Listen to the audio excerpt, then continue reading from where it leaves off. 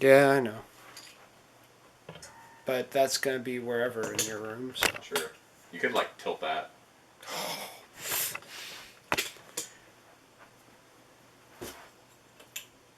How hard that is. This is fine. I'm at a friend's house because we're filming stuff.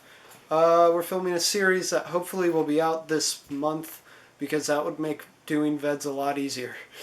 Because then I have at least 6 episodes in the can that I can put out on days I'm busy. But, so today I went to go see Willy Wonka in the theaters because they did a re-release because of Gene Wilder's death. And I love going to see movies in theaters, all new movies, old movies. So of course I jumped at the chance. I wanted to see it with my dad and my sister. And it was great. I'm not going to review the movie because it's Willy Wonka. It's fantastic. Y'all know it's fantastic. But what I wanted to talk about is at the end of the movie, my sister points out this kid who's sitting a couple seats away from us. And he just has the biggest smile on his face and just the biggest look of like wonder and imagination and amazement on his face. And then he starts jumping up and down as the credits roll, and he claps, and he's like really into it. And all throughout the movie, I've been noticing that this kid and some of the other kids in the audience who have clearly not seen this movie and are seeing it for the first time just have this amazing sense of awe and wonder. Which is really cool that a movie from 71, so 30 years ago, over 30 years ago, would still have this effect on people, especially children. And it made me think about the movie in a whole different context than I have seen it. Because we all had that wonder when we saw it as a kid. We had that wonder when we saw things like Star Wars and Wizard of Oz and all this cool stuff. But what's so cool about Willy Wonka is, in a lot of ways, it's a story about creation and this artist.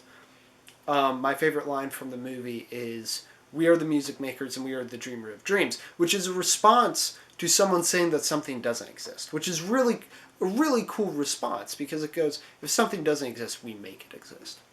And so not only is this a story about creation, but I started to see it all as in the context of it's a story about filmmaking, and that the magic that Willy Wonka's creating in the candy and all that stuff, that's just all a metaphor for filmmaking, which I know is not the intention, but I don't care about intention. I just care about what the personal viewer gets out of it.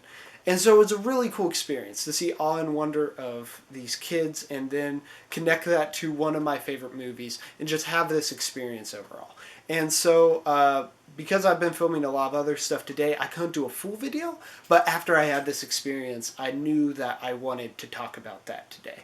So that's what I talked about. If you're a fellow VEDSy and you're looking for an idea for a video, maybe do one on like what as a kid you got just overwhelmingly excited for and ignited your imagination. I know I'm going to do that soon talking about E.T., but I think that would just be a cool idea.